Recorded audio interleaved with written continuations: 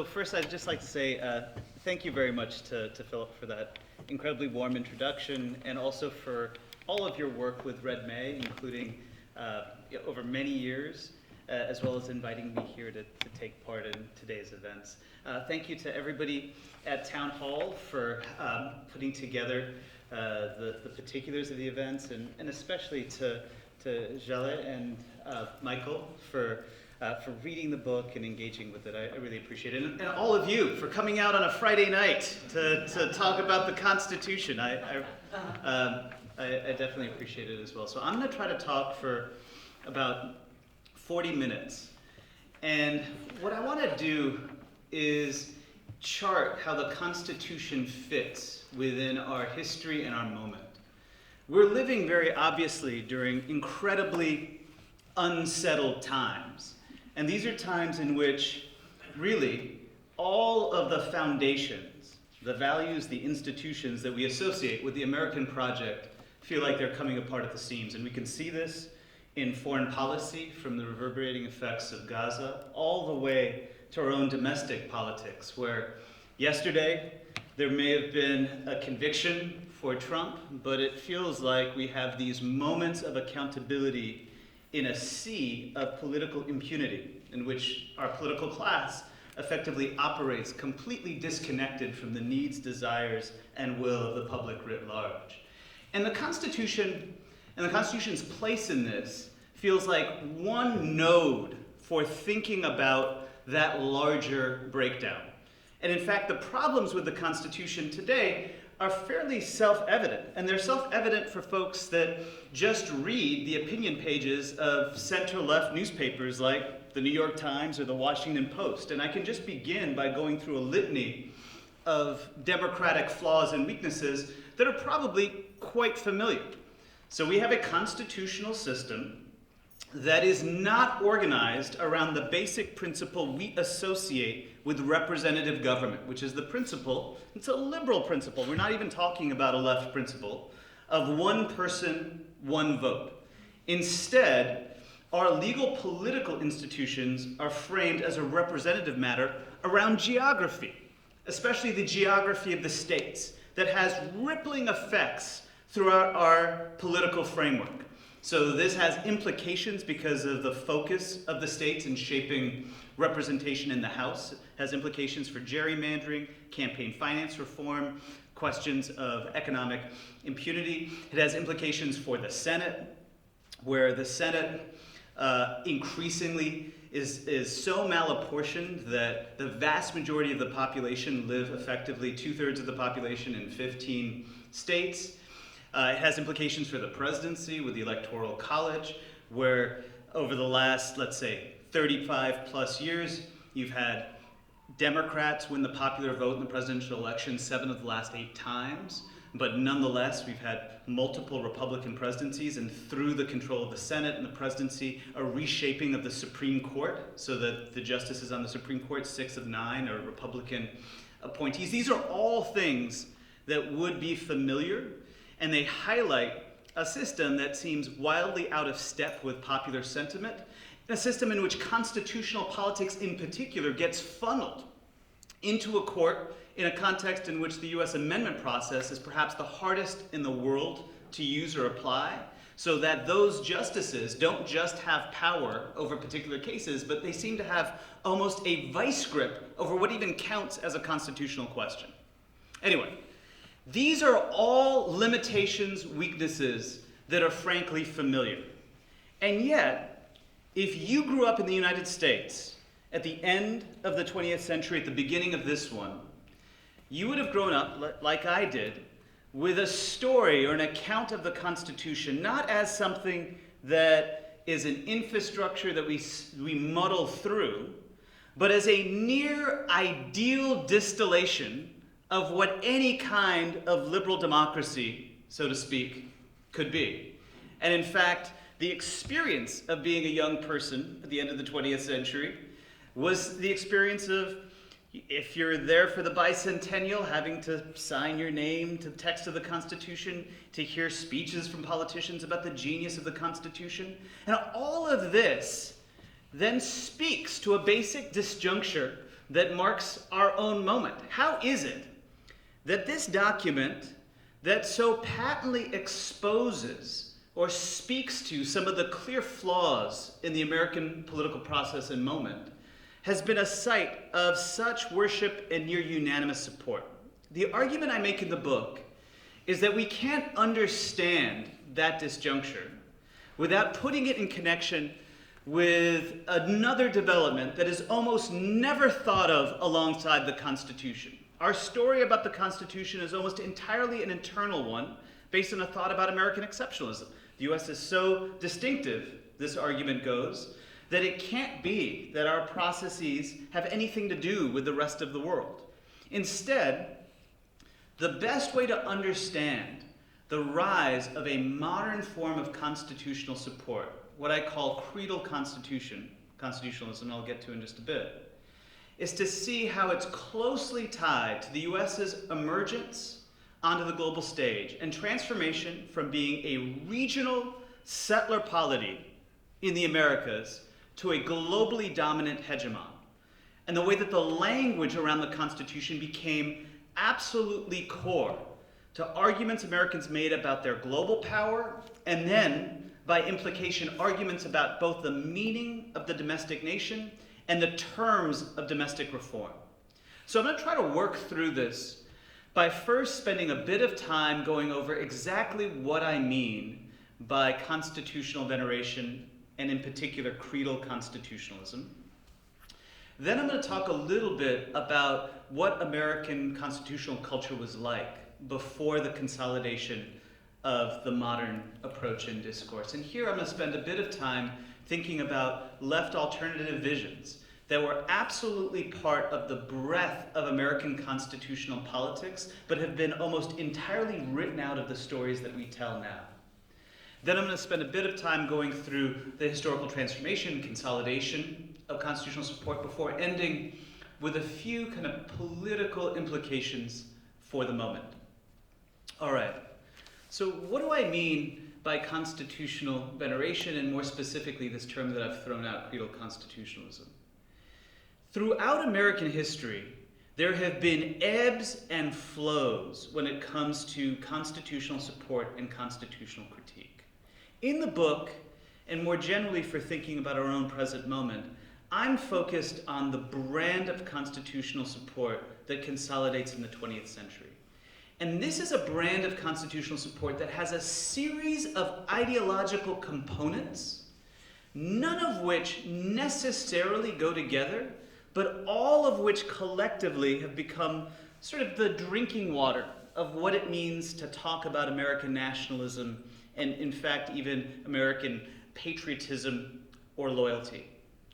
So the first element of it is that defending the Constitution is understood to be closely tied to defending the Declaration of Independence, and in particular, the universally egalitarian language in that declaration. This is the creed of which I speak. And the language of the creed is something that I'm taking from Gunnar Myrdal, who's a Swedish sociologist who in the 1940s led a massive landmark study that was published as American Dilemma about race relations in the US. And he argued that there was an essential set of civic commitments that defined what it meant to be American, that he called the American Creed, and it was the thought that from the very founding, the country had been committed to principles of universal equality. Yes, there were problems of slavery. Yes, there were problems of native expropriation, but the American story was the steady redemption of that initial promise. This is a kind of connection that's very closely tied to how Americans think about the Constitution. When they think about the Constitution, they think of the Constitution as a concrete mechanism for fulfilling those principles embedded in the Declaration. But then there are other things that also mark what constitutional support is all about. So another key component is a commitment to anti-totalitarian civil liberties. The thought that what the Constitution does is it protects a sphere of individual rights, speech, freedom of exercise when it comes to religion, but just the autonomy of the individual from various types of state infringement. It's a civil libertarian set of guarantees embodied probably most concretely by the Bill of Rights, those first 10 amendments. And moreover, these civil liberties are themselves tied inherently, because they're negative liberties, negative protections against the state, to economic liberties. In other words, even though it might be perfectly reasonable to have various types of constraints on economic power, so some degree of management of the economy, there's a bedrock presumption that property rights, and by extension market capitalism, is connected to civil liberty. So that defending civil liberties means defending some brand of market capitalism. Defending the Constitution therefore connects creed to civil liberties to market capitalism. And all of that then goes hand in hand with a vision of representative government that is supposed to be based on majority rule, but that is closely associated with constrained majoritarianism, and especially checks and balances, both at the national level but then through federalism across all of the different levels of government. The thought is that the best way to ensure the protection of these essential liberties is to have a form of representation that actually constrains the power of mass popular energy. And that this constraint operates perhaps most concretely through the Supreme Court, so that you rightly should have an insulated institution like the Supreme Court that is the guardian of the Constitution, that operates as what Yale Law School dean from the 50s and 60s, Eugene Rostow, called the national seminar, educating the public in how best to appreciate its own collective virtues. And all of that is therefore an explanation of precisely why the US is an exceptional project, and indeed precisely because of its exceptionalism, why it is justified in exercising global power, in the language of the Cold War being the first among equals, in the language that might be truer and more familiar to our own conversations, American imperial power, so that the US is justified in being a hegemonic and imperial power precisely because of all of these different components. And indeed, each one of them therefore then fit together. Creed, civil liberties, market capitalism, constrained representative government, and American primacy. Again, note, all of these are ideologically distinct. They don't need to go together. But the story that emerges over the course of the 20th century fits them into a single coherent whole that is what it means to talk both about the Constitution and about the nation. And just to appreciate the extent to which this is not necessarily given, not only globally in thinking about how constitutions operate within societies. Most places around the world, constitutions are just texts that provide structures for power. If they fail to serve their publics, they might get replaced. In the over 200 countries that have existed on the global stage in recent years, they've collectively come up with 900 constitutions. The typical length of a constitution in existence is about 20 years, and most constitutions don't look anything like the US Constitution. They tend to be longer, 20,000 words as opposed to the 7,600. They tend to be far easier to amend. They tend to have Supreme Courts that are constructed in a very different way. So rather than having 9 justices serving for life in the way that the ones do in the US, India has 34, Germany has 16. Most courts have term limits of 12 to 15 years, and this doesn't even get into the extent to which our own representative system diverges dramatically from the forms of parliamentarism and mass democracy that we see elsewhere. But just thinking about American history, this story that feels so conventional is itself a contingent product of a set of dynamics in that first 2/3 of the 20th century.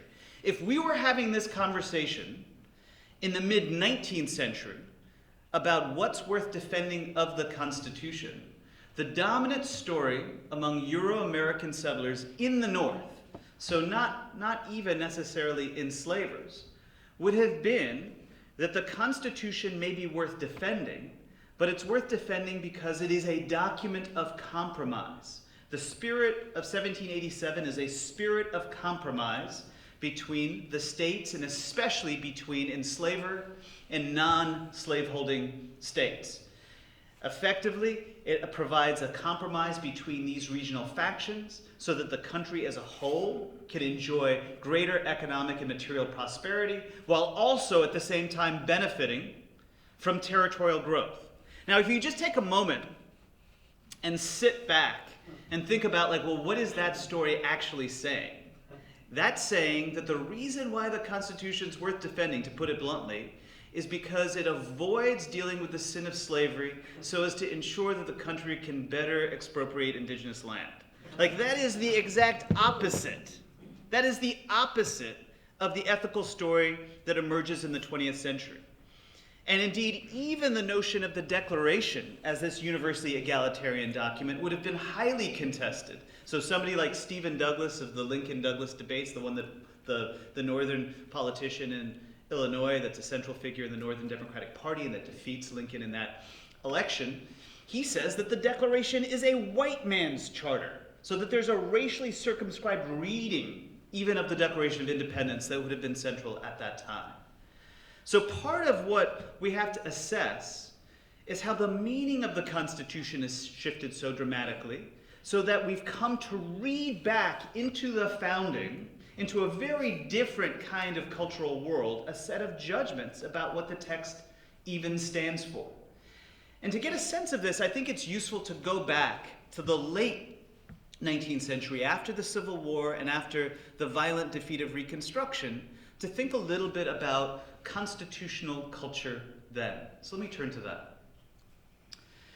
It's essential to appreciate that in the late 19th century still, the dominant form of social cohesion in the US is not grounded in this national narrative around a constitutional text, but is instead grounded in the project of settlement, of territorial settlement. And the driving ideology of the country is a racially exclusionary ideology that emphasizes how Republican freedom, economic independence, political self-rule for some is predicated precisely in the way that that compromise described on the expropriation of land to ensure a broad distribution of it, and also on the use of coerced labor, in particular enslaved black labor, as a condition of ensuring free labor for some. This fact and the strength of these arguments plays a central role in the defeat of Reconstruction, and it means, interestingly, that the Constitution has this very complicated space in that period, because the country is increasingly marked by a closing of the frontier, heightened class conflicts within Anglo-European and male society in a way that had not previously been the case, the rise of new and intensifying forms of industrial capitalism, and also a civil war that had been cataclysmic to the society.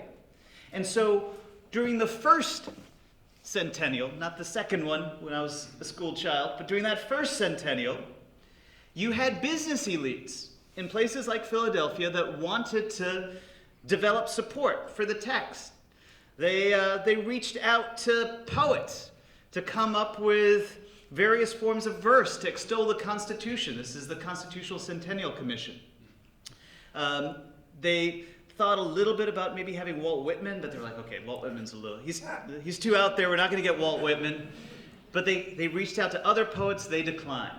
They tried to get orators to extol the text in speech, they couldn't find orators to participate in that. Eventually they had an associate justice on the court take part in various kinds of talks about the Constitution. Many of the people that they invited to come to Independence Hall declined. And there was a reason at that moment in time why it was difficult to get support off the ground. E.L. Godkin, the iconoclastic founder of The Nation magazine, said, the Constitution was supposed to do two things: address the question of slavery, deal with the conflicts between the states, and on both scores it failed. And in point of fact, that was a large part of the culture. That at that time, so latter part of the 19th century, many of the constituents within the society would have found themselves deeply uncomfortable with what the Constitution meant for collective life. So Southern sectionalists and ex-Confederates viewed it as a document of Northern domination. Any national symbol was a complicated symbol. For black people, they had actually been central to that story of creedal constitutionalism, which had emerged as an anti-slavery argument among people like Frederick Douglass, and so had come to rally around the Reconstruction Amendments that banned slavery, that established equal protection in the 14th Amendment. But their experience had been the transformation of those textual words, frankly, because of other elements of the Constitution that still maintain the infrastructure of white authoritarianism, into a dead letter. So the black experience was one of bondage to freedom, back again to bondage, in a way that left a profound ambiguity about the value of any kind of national attachment within black life. And for those that were part of laboring and reformist politics, the growing realities of industrial conflict meant that the Constitution seemed to be an infrastructure for socioeconomic elites, which Charles Edward Russell, one of the founders of the NAACP and also an early American socialist, called the invisible government, that fractured the capacity of poor and working people to use the vote, while allowed all of those proliferating veto points to ensure that corporate interests dominated.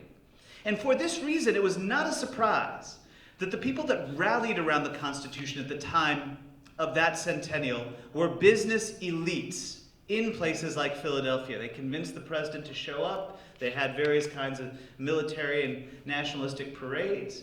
And it was because for business, the Constitution, in particular the courts, but the entire infrastructure of government, was an effective system of minority rule that checked mass democratic power. It's why throughout the first 3 to 4 decades of the 20th century, socialist traditions understood that transformations to the economy, moving past capitalism to a system actually predicated on democratic controls over economic power, could not be achieved. Material demands could not be achieved without transformations to the legal and political system. The rules of that legal and political system created a process that placed a massive thumb on the scales in favor of economic power, oligarchic power, plutocratic power, which was the language of the time, in a way that made it impossible or near impossible to achieve the tangible ends that those in society wanted. And that you could not separate the material from the seemingly technical or procedural.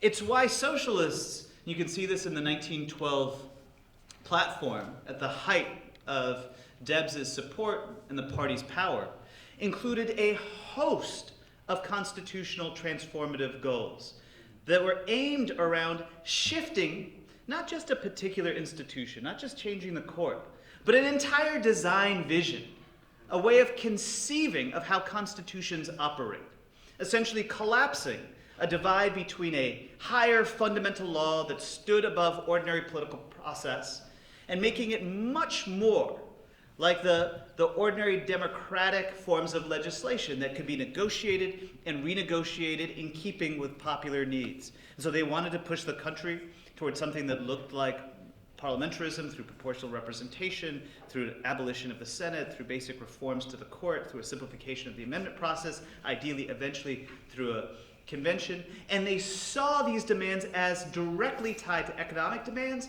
and as also as grounded in intermediate institutions that were the home for working class politics, in particular unions, parties, churches.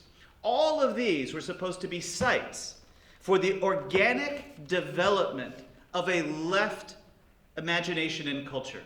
There's a wonderful historian of American populism in the late 19th century named Lawrence Goodwin that talks about how for populists in the late 19th century, and you can say this about socialists in the early 20th century too, the goal was to move society from one marked by a received culture to one marked by a movement culture, so that in the everyday experience of neighborhoods, workplaces, schools, parties, churches again, that it was just organically natural for the forms of solidarity, attachment, and cross-racial working class identity to just emerge as part of political life. And that had to be understood as operating on the same plane as changes both to economy and changes to statecraft. And for black socialists, from people like W.E.B. Du Bois to Harry Haywood, who is a central figure within black communist politics, all of that also went hand in hand with a particular critique of the state, what I started with that we're seeing today 100 years later. What Haywood and Du Bois argued was that for African Americans across the country, but in particular the South, the problem continued to be, even after Reconstruction, the formal end of slavery, that a white planter elite controlled the economic power, and in particular controlled the land, and that you could not have any meaningful transformations to who in fact enjoyed sovereign economic power, control over that land, unless you change the political system. Because the structure of the states ensured effectively that a white authoritarianism organized through Jim Crow not only controlled the state level, but all of the levels throughout government. And so Haywood argued, Du Bois did as well, for a breaking up of the states. So Haywood talked about the Black Belt, that range of territory that went from eastern Virginia to eastern Texas. And he said that these administrative units had to be reconstructed so that they could actually house democratic majorities of poor white and black people, such that at the local level, you had control over economic conditions, and that tied into a national politics that was responsive to democratic ends. And that for Du Bois, the states were a kind of quote-unquote national taboo that you could not discuss, that had become almost definitionally presumed to be what counted as local democracy, when in truth, the state was a unit that had nothing to do with local democracy, but was instead an in-between space that both compromised the capacity of national power to exercise effective controls at the local level, and then compromised the capacity of local people to engage in meaningful transformations to how the political system, generally the economic system, could operate. And so both strands of socialism, labor socialism and black socialism, which were deeply interconnected, were coming up with a comprehensive theory of alternative constitutional design that impacted every element of state and economy. But it's a theory of constitutional design that was effectively foreclosed by transformations in American politics over the course of the 20th century. And here I just want to go through this quite briefly before turning to political payoff. So what happened instead? The big thing that happened is that at the end of that 19th century, the story of how Americans had been socially cohered was around settlement and conquest. And you had a range of American elites. And here I should say this included various kinds of labor elites like Samuel Gompers and the AFL, who said that, well, one of the basic ways of reconstituting Euro-American solidarity is by accessing markets abroad through economic expansionism and turning to the global stage. And then you also had straightforward imperialists like Teddy Roosevelt that said, well, the project of war and territorial expansion can create the kind of social cohesion that had previously operated domestically. But there was a big difference in the first two-thirds of the 20th century by comparison with earlier periods, which is the global system was changing. The global system had been organized through structures of European empire. And between two world wars and rising non-white political assertiveness, decolonization was essentially on the global stage. That the collapse of the European system, the rise of anti-colonial forces, meant that the US was turning to a project of global power, initially following the Spanish-Cuban-American War in places like the Philippines, at just the moment when arguments about permanent racial domination were no longer acceptable. And indeed, if you just take a step back, one of the things that's striking and consistent about the American story, by comparison with stories in other European countries like France or England, is that over the course of the 20th century, all of these locations go from telling stories of nation that are ethno-racially defined to telling stories of nation that are civically liberal, that are framed around the equality of rights-bearing subjects regardless of their racial identity. And in this way, the US is no different. But the difference is that Americans come to tell their version of the story through the text because the role that the text plays in justifying how American power will be understood as different from these other forms of European imperial authority.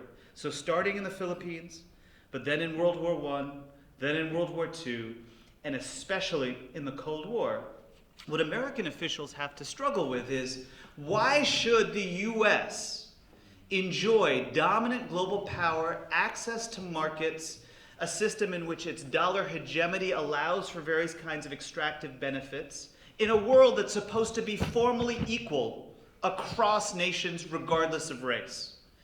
And American officials say that the reason why the US should play this role is because the US is fundamentally different than the European empires. It's not organized around a principle of extraction.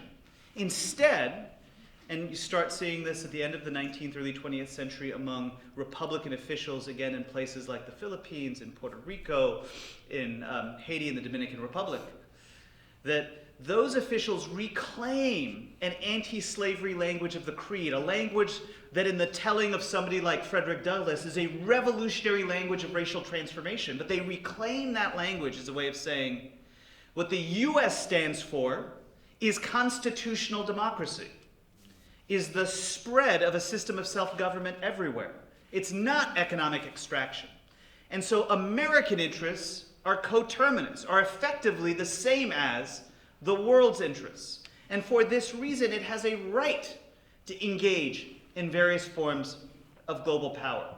And that argument spreads piece by piece over the first half of the 20th century, and it spreads in tandem with moments of mass veneration of this newly kind of reformed vision of constitutional meaning. The very first mass celebrations of the Constitution around a Constitution Day. So this is the signing, the drafters' signing of their document on September 17th, 1787, is in 1917 during World War I, where supporters of the US's war effort understand their actions as closely wedded to defending the Constitution, and they transform the Constitution into a positive principle for a new and far more aggressive national security state, while at the same time buttressing a document that faced really intense criticism through the language of war-making and American power.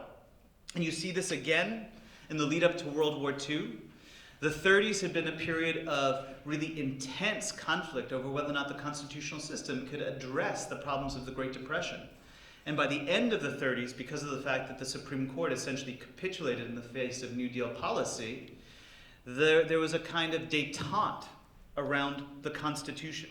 The sense that, okay, maybe you can graft an administrative state, a strong president, onto the Constitution in a way that avoids having to thoroughly rewrite the text, but there was profound uncertainties about the nature of the system. This starts to shift in the lead up to World War II, when the Bill of Rights, really for the first time, gets discovered, or we can think of it as rediscovered. That between 39 and 41, this is the 150th anniversary of the ratification of the Bill of Rights on December 15th, 1941.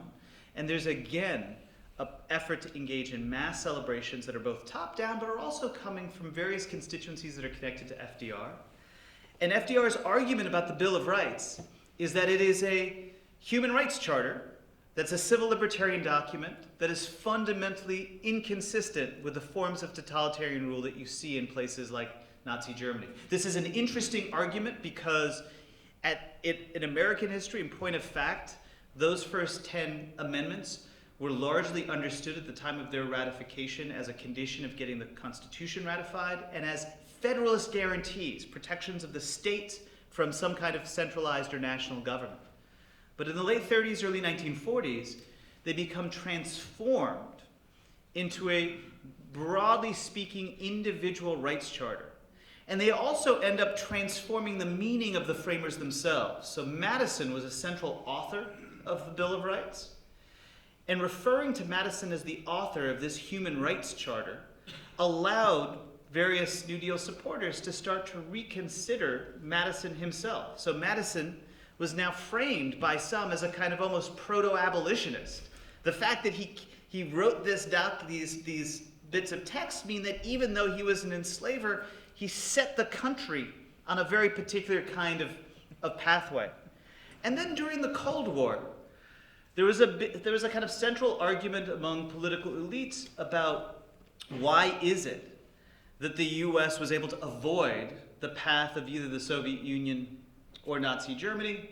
And the argument became not just the language of the Bill of Rights, but the counter-majoritarian elements of the constitutional system, those elements that we're dealing with today as central weaknesses and flaws in our political process that allow somebody like Trump to lose the popular vote, end up as president, reconstitute the Supreme Court by being able to nominate and confirm 3 justices, where Democrats have only been able to nominate and confirm 5 since 1968. In fact, the last time there was a Democrat nominated and confirmed Chief Justice of the Supreme Court was 1946. So this is the structure of counter-majoritarianism. But during this Cold War period, that court, as well as this system, was then read as a kind of safeguard against the evils of populist power, mass democratic politics. And all of this occurred at moments when the defense of the Constitution, and this is key, went hand in hand with assertions of aggressive forms of coercive power. So World War I, while the National Security League, a kind of pro-war militarist group, is engaged in venerating the Constitution on Constitution Day, Wilson is engaged in mass crackdowns on anti-war dissent and protest, up to and including putting Eugene Debs in prison. During World War II, in places like California, the very same folks in California that are celebrating the Bill of Rights are also some of the same people that are pressing for the internment of Japanese people. During the Cold War, Truman is lauding through things like the Freedom Train, where key documents of the American founding, including the Constitution, traveled the country as a way of emphasizing the US's civil libertarian commitments. Also engaged in a second Red Scare marked by mass suppression of political opposition and any kind of dissent. And so the language of constitutionalism ends up operating effectively on both sides of the ledger. It's a culture that can promote constraints on the worst excesses of state power, but it's also a permanent source of justification precisely by saying that the constitutional state has to be protected at all costs, for the assertion of an expanding, oftentimes presidentially organized brand of coercive and discretionary power. And we certainly see this in the international system, in the ways in which the US engages throughout the Cold War and then after the Cold War in aggressive forms of intervention, oftentimes tied to constitutional consultants that, as in the Second Gulf War and the Iraq War, after the country has been thoroughly smashed, come in and write documents that bear almost no relation to the underlying conditions of that society. So where does that leave us? And this is where I'm going to end with some political reflections on the present. The constitutional culture that emerged and was essentially entrenched over the course of the 20th century has this quality of both, I think, really transforming the nature of American life in ways that I think are worth defending and recognizing. So the rise of a story of the creed shifts how even Euro-American insiders come to understand the nature of the country. It provides the foundation for some of the great civil rights achievements. It's why during that heady period when Obama was elected, it seemed conceivable to talk of the country as post-racial in a way that now might feel laughable, but there was a moment where folks were consciously making those types of arguments. But at the same time, it's also been the case that precisely the institutions of our legal political order and the way in which it constrains more transformative forms of change, as well as the narratives about national innocence and exceptionalism that have been built around those institutions, make it very difficult to deal with structural hierarchies that have persisted. So the country could be living during the Obama years in both a period of post-racial America and also in what others were calling the new Jim Crow, marked by mass and hyper forms of incarceration that ended up producing some of the most sustained protests that we have seen in American history, from those rolling protests from 2014 through the murder of George Floyd. And that connection between the two is precisely a function of how the changes that did transform the country took place on grounds that left unreconstructed structural features of American hierarchy. And it's that same disconnect that's playing out again in the context of American imperial power. So that the era that we can both think of as the high tide of constitutional veneration, from the Cold War period through the bicentennial of the Constitution, 87, through American self-congratulation with the defeat of the Soviet Union, is also the period that scholars refer to as the era of the American imperial presidency, in which American global authority seems discretionary and unconstrained by any of the rules, indeed the rules that it itself had established for shaping a post-war order. And in fact, I think it's another way of viewing what we're seeing ongoing in the politics of Israel-Palestine and the ways in which the U.S. is a participant in near discretionary and limitless forms of violence that have all of these reverberating effects on what forms of dissent are allowable even here at home. And that leads to a final thought, which is, in a way, the same that socialists had 100 years ago. It highlights how the story of the Constitution is not exclusively a story of technical proceduralist changes that should be supervised by judges. In fact, the fact that lawyers, and I'm a lawyer, I teach constitutional law, the fact that lawyers and constitutional lawyers in particular have come to own the Constitution is a product of Cold War transformations that should be resisted. 100 years ago, the dominant scholars that studied the Constitution were people like Charles Beard, historians, political scientists that were thinking about it as a comprehensive system, that were looking at the social forces outside the text that end up giving life for good and for bad to the nature of the document, that were thinking about theories of reform that were comprehensive for a world that Americans wanted to inhabit, that did not, as what became commonplace by the end of the 20th century, simply hand over our entire reform vision to a narrow range of judges who had drunk deeply from a well of American exceptionalism and whose ideas of what counted as reforms when it came to issues of race, of economy, of foreign policy, were effectively to double down, to go back again to a hollowed set of Cold War tenets that did not serve the country well in the mid-20th century and does not serve the country well now. And so that requires, in our own moment, to again conceive of constitutional change as fundamentally interwoven with a set of material demands that give life and meaning to our politics. And to recognize that change to the Constitution is not just about a specific reform, let's say, to the Senate that seems in a way foreclosed. This is one of the many binds of the book because of the fact that the very system makes it hard to get those changes. It's to understand those reforms as wedded to the expansion of mass movement power, to the rebuilding of the intermediate institutions that can make organic and real a kind of movement culture that would then be able to exercise power through transformative, cross-racial, working-class majorities that understand shifts to our legal political system as shifts to the rules that then make it possible to fulfill the kinds of broadly speaking ends that all of us understand as the heart of the political world that we want and the condition of equal and effective freedom for all. So thank you.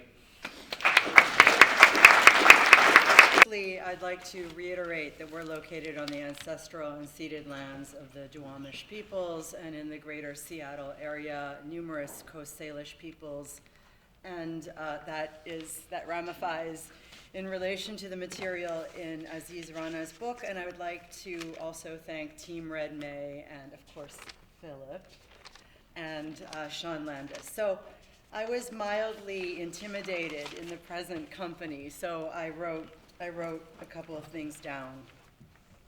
Could you put the mic closer? Sure. Okay, so I read Constitutional Bind, How Americans Came to Idolize, a document that fails them as a located, so here already presentism is a cloud hanging over us, as a located retort to originalism and recent debates about the limits of the Supreme Court that have come to a head all the more since the first era of President or former President Trump. More broadly, and given its immense generosity to a lay audience at the level of its prose, I took it to be an exhaustively researched social history of a recursive liberal question, which is, why can't we just all get along? Tragically posed by Rodney King in the press conference where he implored rioters to stop rioting in his name. Larded with polyvocal primary sources that contest both the Constitution and its contestation, Rana offers a reminder of destituent power and the many scenario whereby history could have gone otherwise any number of times, not least motivated by the counterpublic's and undercommons' claims to rights. The question of a representative left in the United States, from the DSA to the IWW, and its endeavor to balance race, class, and ethnicity, is reconstructed at a level of detail so nuanced as to make it vividly palpable in this, our present, and to suggest that every recent movement on US soil, from Occupy to Black Lives Matter, are the result of a liberal order kicking its contradictions down over 200 years to the next generation. So at its best, and I don't mean this lightly, Constitutional Bind is a tremendous feat of scholarship. So it's generosity to the laity, but also it's a tour de force of academic scholarship. A treasure trove at the level of the notes alone.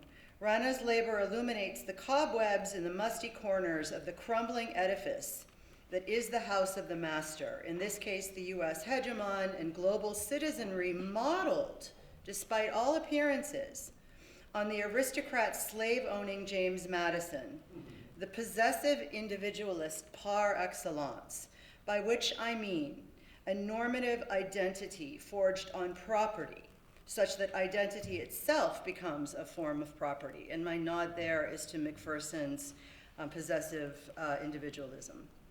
Rana's work pokes holes into the history of the triumphant by reconstructing historical aporia, the braided contradictions that contradict a presentist notion of history. For example, that Frederick Douglass was tasked by Ulysses Grant in a commissioned inquiry to weigh in on the annexation of the Dominican Republic, to weigh in on the colonization of other peoples.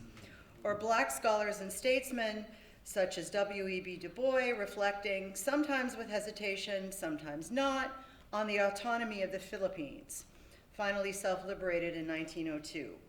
So there are over 700 pages. There are numerous painful histories and representations of non-dominant demographics set at one another's throats in an appeal to white hegemony. So that, even in a kind of a left liberal framework, many of these internecine stories are enormously painful and difficult to bring up, even in this, our era of the land acknowledgement. So just briefly, I wanted to go over one passage on page 203, quote, "A proposed Sequoia Constitution underscored the degree to which the indigenous drafters were willing to embrace an account of political incorporation premised on replicating within Native American society the U.S. Constitution's legal political order. The framers of the Sequoia Constitution not only accepted the legitimacy of American expansion, if organized through statehood for all, including for Native peoples, but also modeled their Constitution directly on the 1787 text." And then down a few sentences. The Sequoia Constitution, for instance, included a provision for segregated schooling, so as to show respect for Jim Crow hierarchies and bind together whiteness and indigeneity. So there are many, many examples of this. So moving on in the interest of time, because I know that you'd like to open this to the audience, my main thought as a humanities scholar is that in terms of the larger logic and rhetoric of the argument, outside of its, I think, nascent or not so nascent debate with originalism in our present moment, and including its extreme generosity to a lay public. I can't emphasize this enough. There are moments where the book is kind of like a novel or a bodice ripper, and you're just racing through hundreds of pages. I think it would make a really great Christmas gift for all sorts of non-academics. So in terms of the logic and rhetoric in general, there are moments to me where this notion or this premise of fidelity to creed constitutionality feels mildly imposed as a kind of meta-level methodological apparatus, a kind of a palimpsest or surface that enables the book's premise and that sometimes is treading on very precarious territory. For instance, at one moment in the book, page 175, Rana says, quote, "American administrators, therefore, did not consider it self-evident that the project of empire required being legally bound by domestic constitutional principles or advancing those principles abroad." And there will be statements like this throughout the book that are contradictory in that they question this textualist premise. I'm not saying it's a tautology, but rather, where are my notes here? More of a kind of analysis of the way in which a state apparatus enforces forms of separation and fragmentation at the very level of its composition and its constitution. But my concern, here, I've lost my notes. Yeah, so I'm not saying that this is a tautology, that this enormous study is premised upon a constitutional creed that by the end of the book becomes a kind of textualist secular theology and even a kind of scriptural phenomenology at some point. Not to say that this is a tautology, but what's really missing, I think, is an attempt to understand that each one of these conjunctures, although you don't use Marxian fancy language. There's no Althusser. There's not the word dialectic isn't even used throughout.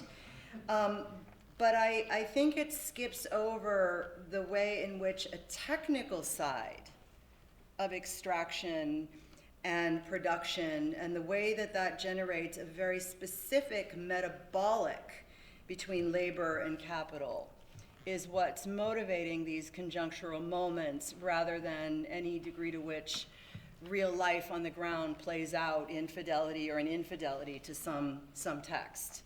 And I note also, you're not a post-structuralist, and at no point is there a close reading of the text. So to me, the high point of the book is when you do describe those missed encounters or those conjunctural moments, for instance, what you mentioned in the 19th century when the frontier begins to close at the very moment that immigration is ramping up, and a formerly enslaved black demographic is also entering a labor pool. And that seems to me like a very materialist, a classic dialectical, historical, materialist kind of question, but you route those problems back into the question of textuality. Okay, so I'm almost done. This brings me to my own area, which is the Cold War era and post-World War II relationships globally, especially among the United States and Europe. And I tend to err on the side, just to put my cards on the table and critique my own methodology. It's true, I do tend to err on the side of seeing Bretton Woods and the Marshall Plan as the real hidden cause for the restructuring of the globe after the Second World War. And so this notion of a post-war secular theology or scriptural phenomenology coming out of a text strikes me as,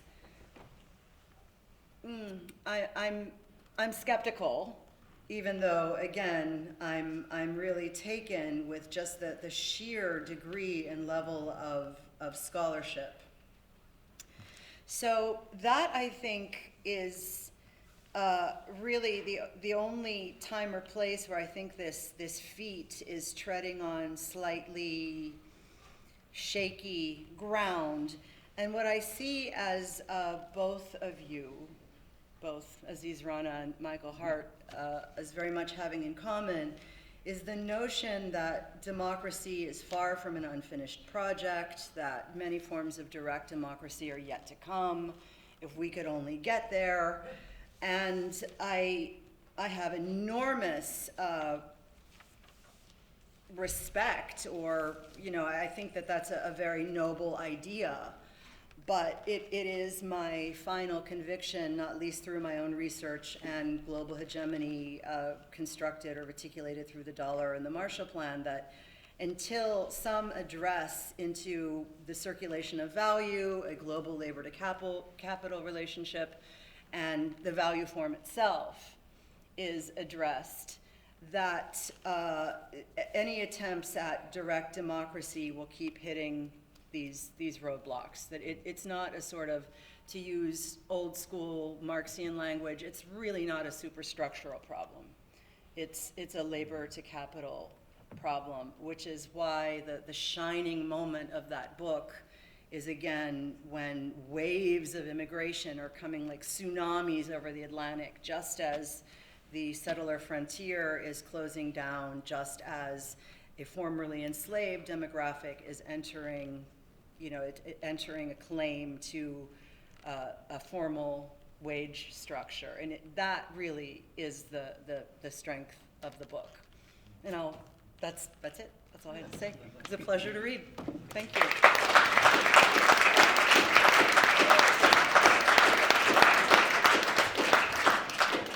I neglected to introduce you, Jaleh. Jaleh is an associate professor of art history at the University of British Columbia, Vancouver, where she teaches modern and contemporary art history with an emphasis on post-World War II European art. She's the author of a book called Marshall Plan Modernism, where you can read about Bretton Woods, too. Our next speaker is Michael Hardt. Michael teaches political theory in the literature program at Duke University. He's co-author with Antonio Negri of the Empire Trilogy and most recently Assembly. He's co-director with Sandro Mazzadra of the Social Movements Lab. Well, most recently, The Subversive 70s is Michael's late book. This is an old biography you handed in here. Michael, I'm sorry. You've been at work since it. Okay, I can start. So I wanted to separate out two parts of the book, which is fantastic, by the way. I too admire it enormously and learn a lot from it. I want to separate it out to say something about the historical argument, which is, I think, the bulk of the pages, and the political propositions, which arise from them. But so I just one thing to say about the historical argument, or just one arc of it that I wanted to trace, which you touched on. And I guess I wanted to emphasize and then add, it doesn't really add a question to it, but something about it, which is the somewhat counterintuitive explanation, but then it's quite convincing when you say it, that the veneration of the Constitution really corresponds to the rise of U.S. global hegemony.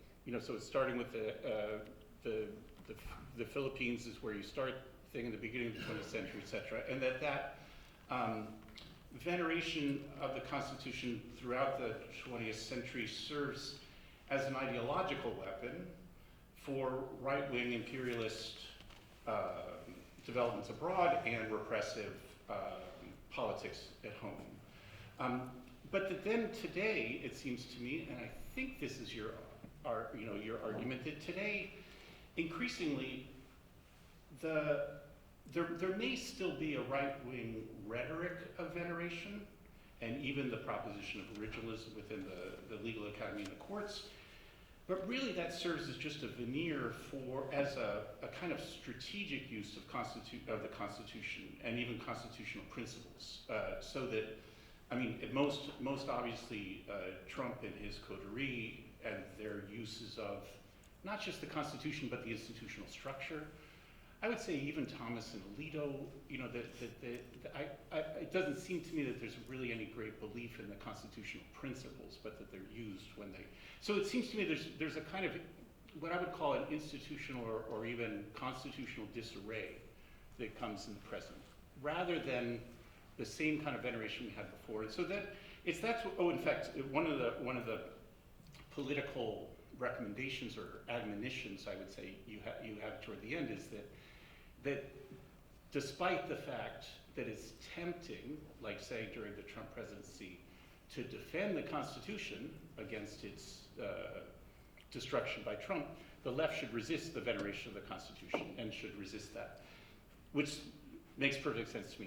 It seems absolutely right. But to this historical argument, I just wanted to add one part or a corresponding narrative that makes sense out of it to me, which is about the arc of global hegemonies. So I'm thinking about world systems theory or even Giovanni Righi in particular, and the argument goes something like this: that there's a rising moment and a falling moment for each of the global hegemonies. Starting with Venice and then Holland and then Britain and then finally with the U.S. And part of Righi's argument, is that there's always a point of inflection that goes from the rise to the fall of these global hegemonies, and that they continue, of course, for several decades after that moment. He's primarily invested in an economic argument about the difference between the rise and the fall. Like he says, during the rise, there's a movement from money to commodities, a kind of investment moment, and then in the fall, there's a movement from commodities to money, which really means finance capital. So we have a commodity production in the first part and then finance capital in the last. But I'm more interested in, or this is what goes with your argument better, it seems to me that in that rising moment is when we have the veneration of the Constitution.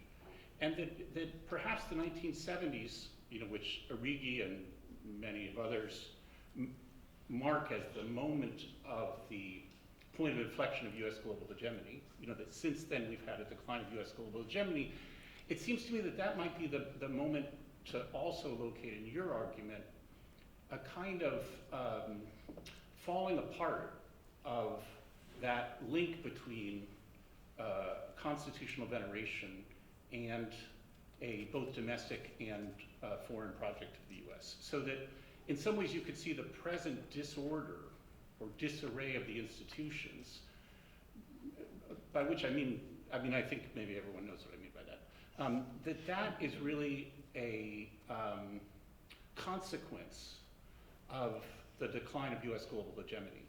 And so that it seems to me a complementary argument going, yes, so if veneration is part of the US's rise to global hegemony, then its decline, the decline of US global hegemony, is accompanied by a falling away from dedication to both the creed and the Constitution, and becoming something much more violent and brutal. And not that wasn't violent and brutal enough, as you well described, but it's become something different. I'm interested in that because in some ways it seems in the book, okay, I don't recognize the US's decline, the decline of US hegemony and the consequences of enough. And anyway, that's what I'm looking at. It seems to me implicit in your argument. This is not it's just a sort of external reflection, maybe put it that way. So around the political propositions, I really wanted to just focus on one sentence, or I didn't write down the actual sentence, but in the conclusion, and it's somewhat present throughout all of the argument because you give these other examples about it. your recommendation, which you didn't quite say exactly here, but I think I'm right about this, which is that there needs to be a popular movement in the United States that focuses the majority on a substantial radical revision of the Constitution to create a democratic governmental structure. And so I wanted to just focus on that popular movement part of it, because it does play parts in throughout the historical description. And it's great how you bring some that are familiar and some that are not familiar, popular movements that regard and are aimed at constitutional revision, reform, etc. It's here though, I wonder if, obviously you are straining against, and I'd love to hear you talk about this, the limits of your own profession. That as you remark at some point, the constitutional professoriate is still very much dedicated to a romance of the Constitution, of the Declaration, of the institutional structure, etc. And so you are certainly running counter to that. But I wonder if there are ways in which, just because of the topic, you are trapped in a limited view, despite your intentions, simply by the nature of the debates around the Constitution and dealing with the Constitution itself. I mean, as you point out many times, and this is an obvious fact, I guess, is that legal study, there are great pressures to a nationalist frame when thinking about constitutionalism. And in fact, constitutional law is a lot about US history. I mean, there's in some ways, telling US history and doing constitutional law are highly overlapped. So I was wondering about two things that I know are very important to you, but seem to me to get made secondary in the narrative. Internationalism and autonomous politics. So internationalism, throughout the book you do reference internationalist projects. The IWW, Du Bois's letter to the world, is that what it's called? Appeal to the world. Appeal to the world, there you go, thank you. The Black Panther Party itself, you have much about them, other internationalist projects. But it seems to me that they have to be subordinated to their focus on the United States.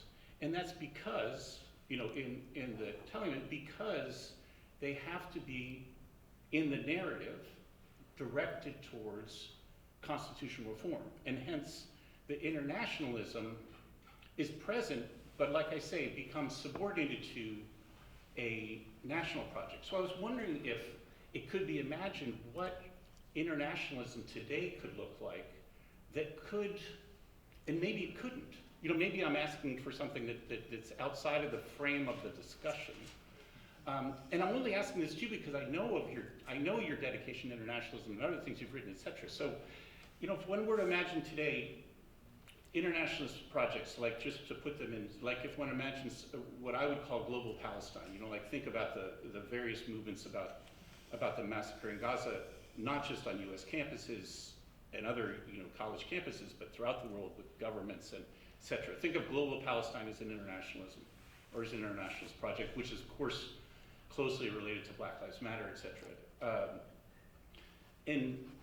In feminist terms, one might think about Ni Una Menos in Latin America, in Argentina in particular, starting as an anti-sexual violence movement, but also brought into a number of other things put it together with the women life freedom movements in Iran and other Kurdish territories. And if we could think of these as internationalist movements, as possibilities of an internationalism, is there any way that we could think of a political reform that would be properly internationalist?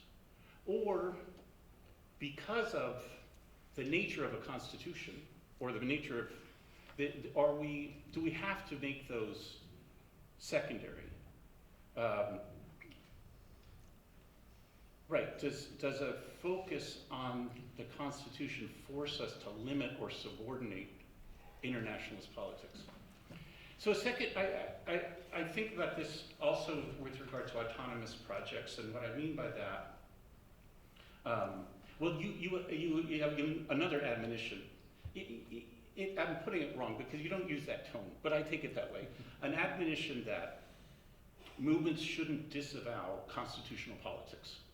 And so, in fact, you give wonderful examples throughout the books of liberation movements that do address constitutional politics.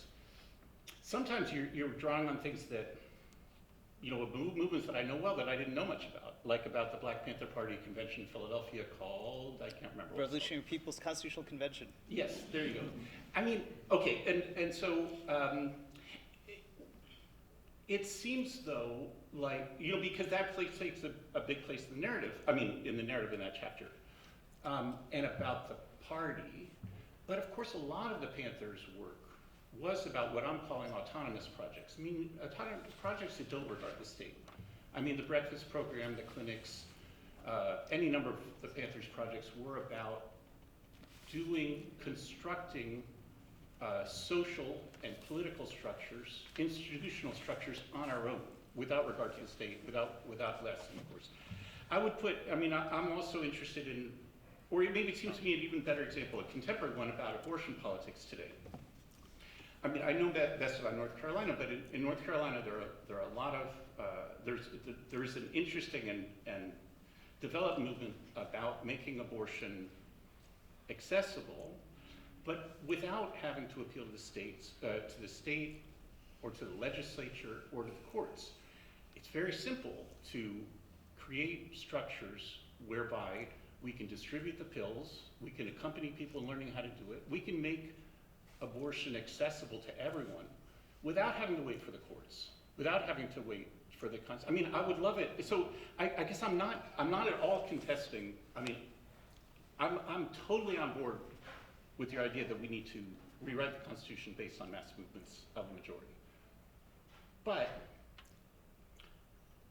I'm wondering if that perspective makes secondary autonomous projects. Yeah, does the focus on the Constitution and its institutional politics undervalue autonomous political projects? So I know all this is important to you, that, as I said, maybe the nature of the discussion of the constitutional law itself inevitably pulls us back in a way that subordinates all that is not national and institutional. Yeah, so I'm imagining you, okay, and I'll end with this, I'm imagining you a little bit, Sierra, now I'm really projecting, a little bit like Michael Corleone in The Godfather 3. So you're trying to get out of the constitutional professoriate. You're trying to get out of this veneration of the Constitution, but it keeps pulling you back. And so that's where I'll.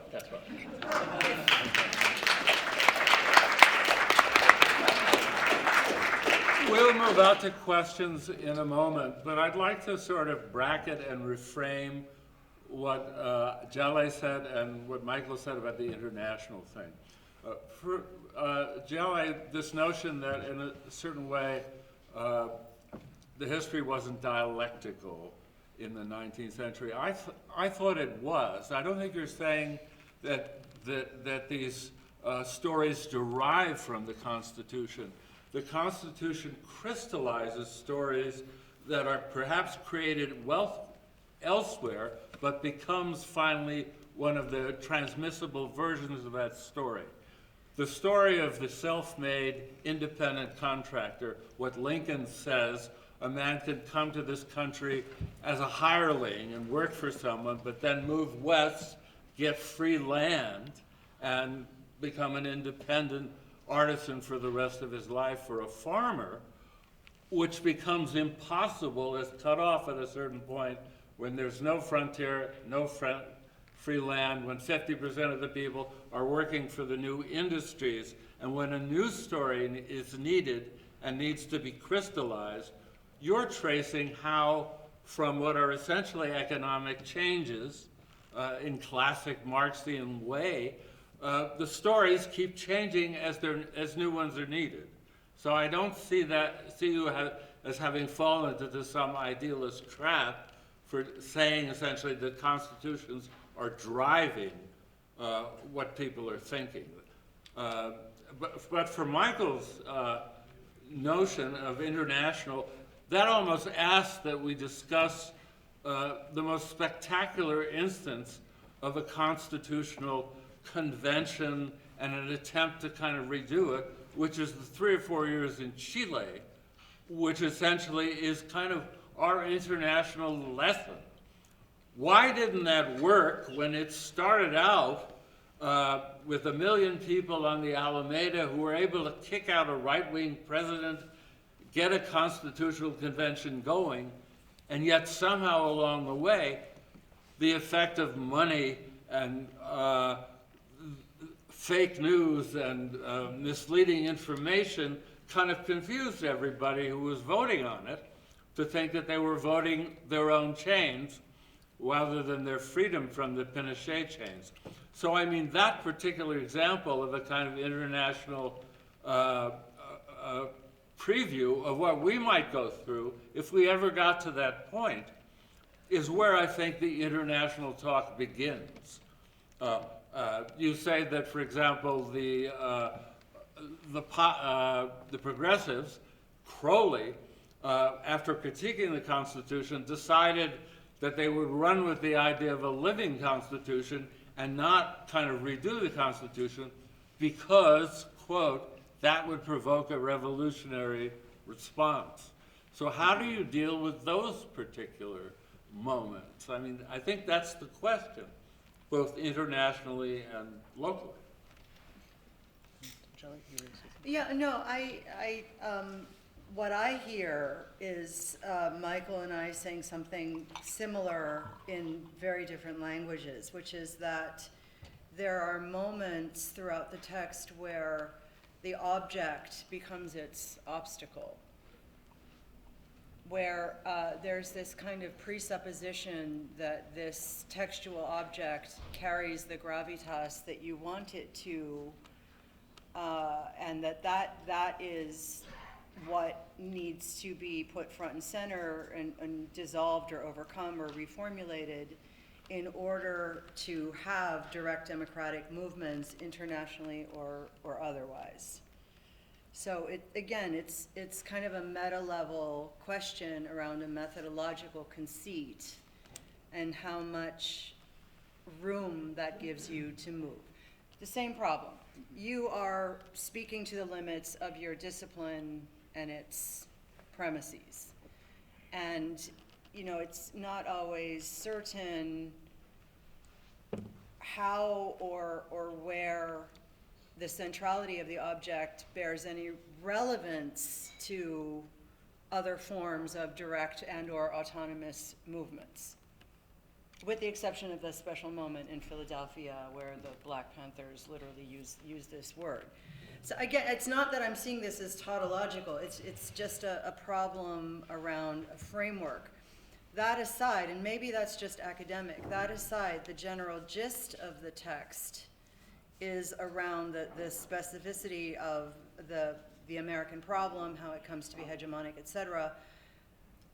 But maybe that doesn't have everything to do with the text.